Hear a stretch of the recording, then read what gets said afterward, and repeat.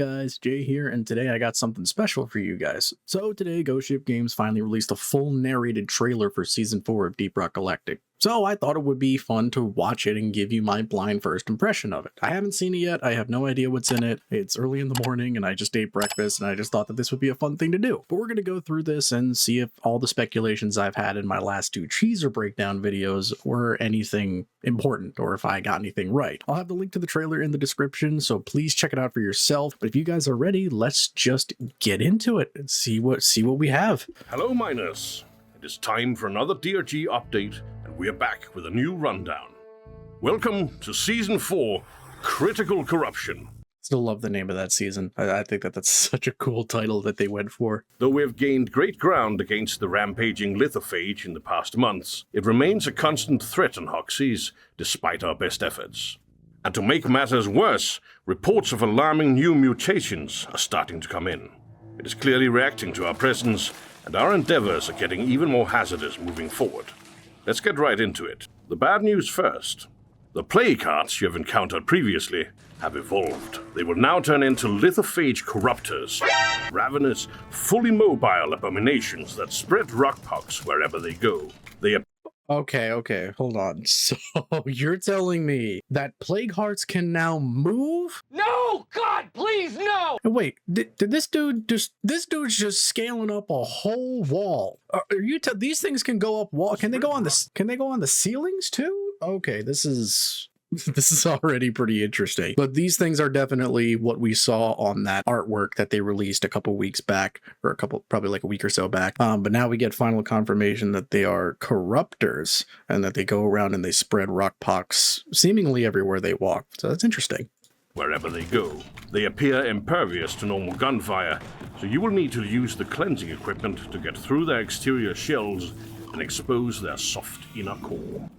Be advised. Hold on. Let's see here. Can we get oh, look at that. That looks, hell, I don't like the way that looks at all, but that kind of makes more sense if you look back at the picture that we saw. You saw two people using the cleansing equipment on this thing, and that kind of makes sense. I will say that they're a little bit smaller than I expected. In the artwork, they looked a lot bigger, but I guess they're also going to be mobile, so that kind of makes up for it, but still very interesting that they decided to do this.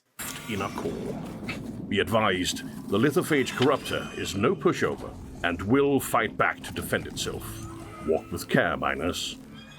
Furthermore, several more strains of Hoxie's wildlife have succumbed to the rockpox and gotten infected. You can now expect to meet infected Mactera bombers as well as infected nadocyte breeders.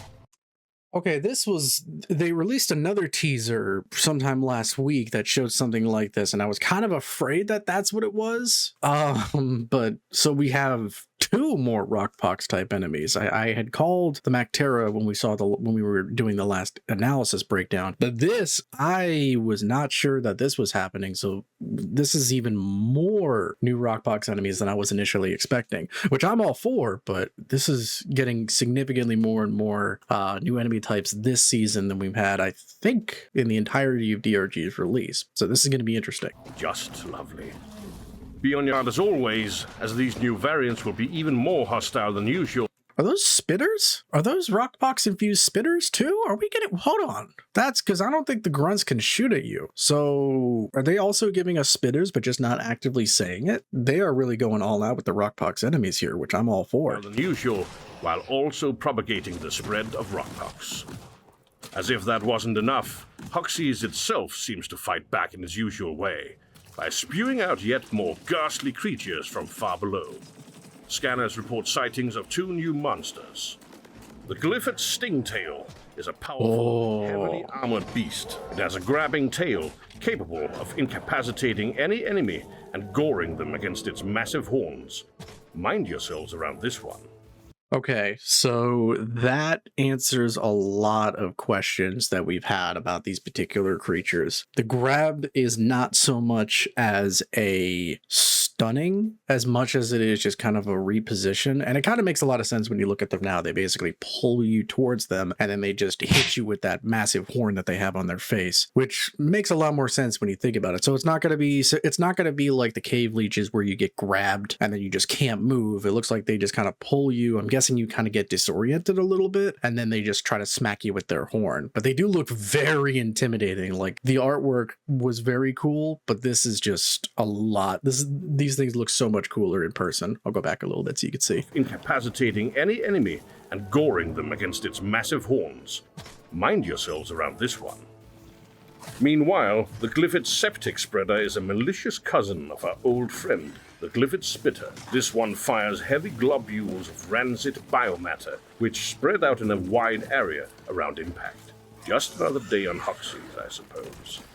Okay, so these guys we saw a while back, and we got a lot more clarification. What were they called again? The Septic Spreader. Okay, so these are the guys that we saw in the one teaser where they were just kind of walking around the egg nests. For one, they're a lot bigger than I expected. That first teaser where we saw them made them look kind of small, but these guys are definitely a lot bigger than I was expecting, and they, as I expected, have some kind of a ranged attack to them, similar to the Spitter. I guess that's why he says that they're the cousin of the Spitter. But this looks way more like you could see the amount of area that's being covered by the acid that they spew out. This is going to be interesting. This is kind of like if like a Mactera goo bomber was like on the ground. So these guys are going to be interesting to fight against. That's for certain. Malicious cousin of our old friend, the Glyphid Spitter. This one fires heavy globules of rancid biomatter, which spread out in a wide area around impact.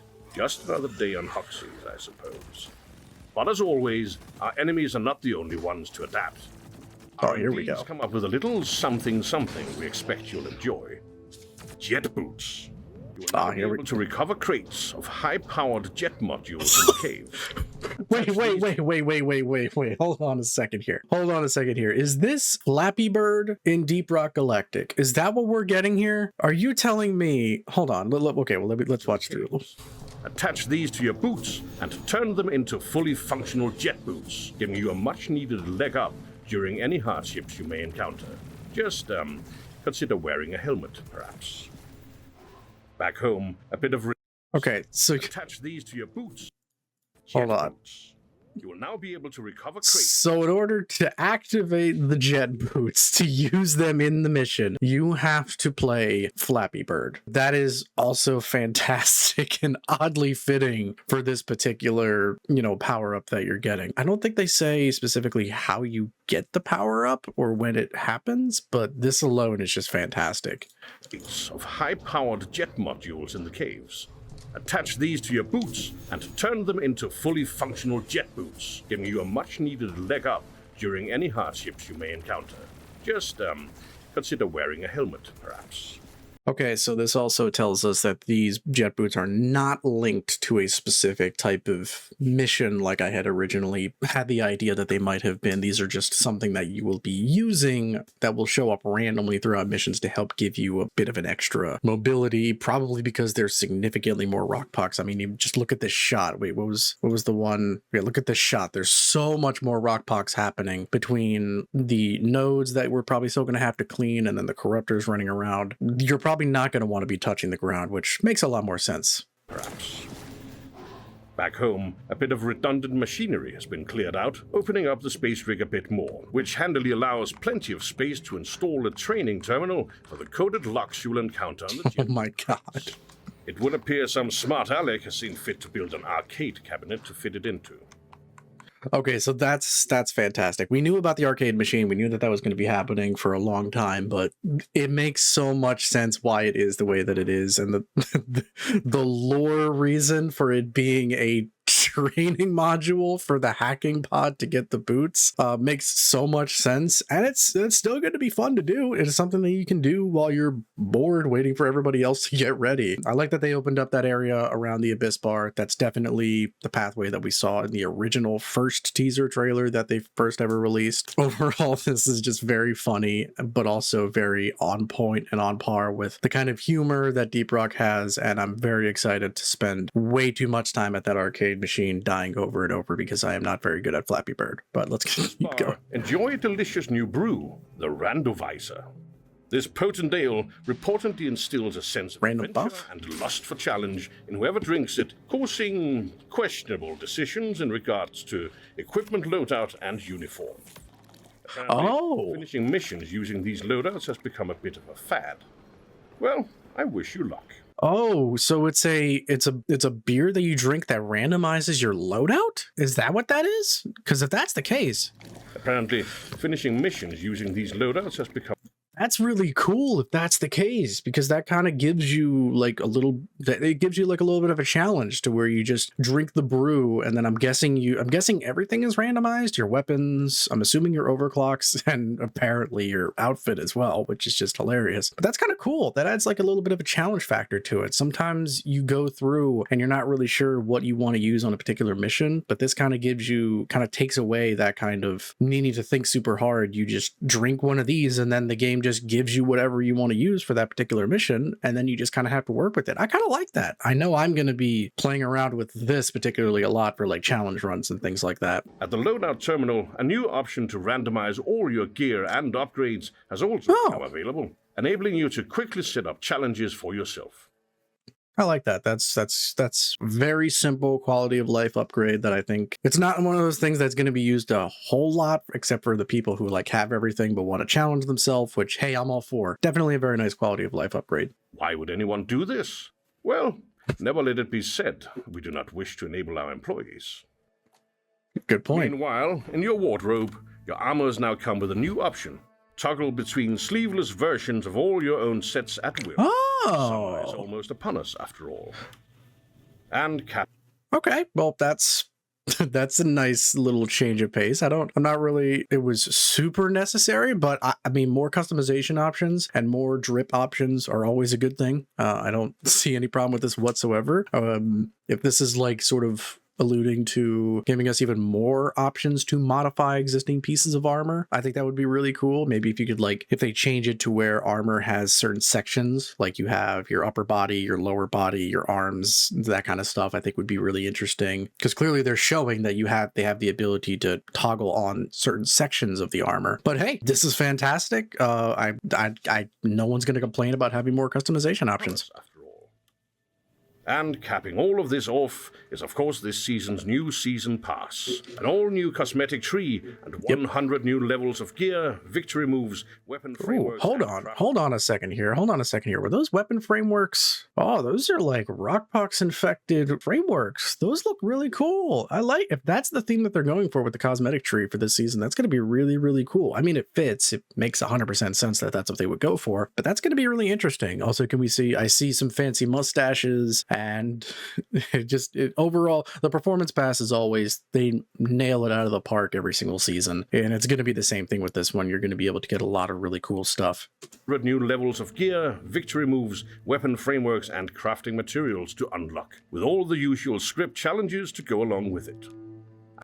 And again, I feel like it's important to reinforce that this is all completely free. That's what I love about this game. This whole entire update, everything that you're seeing, all these new additions, all this new content, this new performance pass, all of this is 100% free. You don't have to purchase anything. You don't have to shell out any real money. And that's something I want to reiterate is a very, very good thing about this game, is that the barrier of entry is so low and you don't have to shell out hundreds of dollars to get the newest and coolest stuff. And as always, anything you may have missed in previous seasons will simply go into the existing loot pools, so nothing is going away forever. To commemorate the release of the season is of course also a new cosmetic pack up for purchase. The Decontaminator pack features a brand new weapon framework to go with our previous DLC pack of armors. Combating a lethal pandemic has never looked sexier. Yeah, as I mentioned this in the last video too, I actually really do like the colors and the frameworks that come with the Decontaminator pack, so I'm definitely personally going to probably be copying this when it comes out. I like the kind of cylindrical barrel designs. The rocket pod specifically looks really, really cool. I like the way that they made it look, and the minigun itself. Yeah, I think that they did a really good job with the Decontaminator framework pack, and I'm definitely going to be picking it up for myself. Looked sexier. That is it, miners. Season 4 is upon us. Suit up and get to work.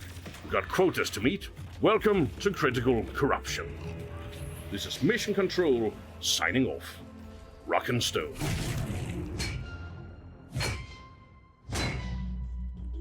DRG is always finding ways to drain our wallets.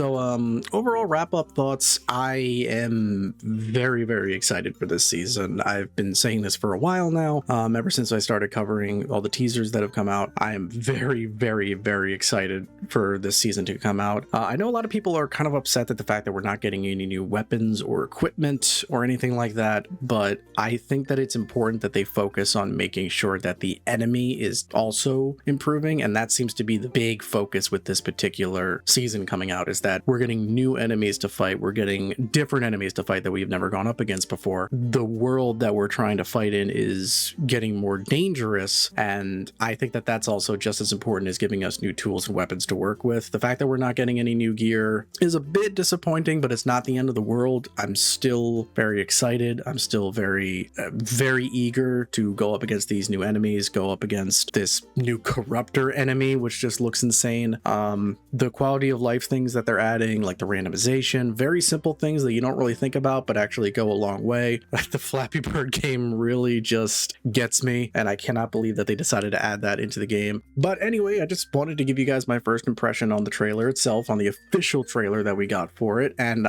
ultimately I am very, very pleased. If you guys are as excited as I am, or less or more, let me know in the comments, and let me know if you liked this kind of impromptu scriptless video. If you want to see more kind of stuff like this, let me know. I would appreciate it. It tells me what types of videos you guys want to see. But thank you guys for watching, and I will see you next time in the next video.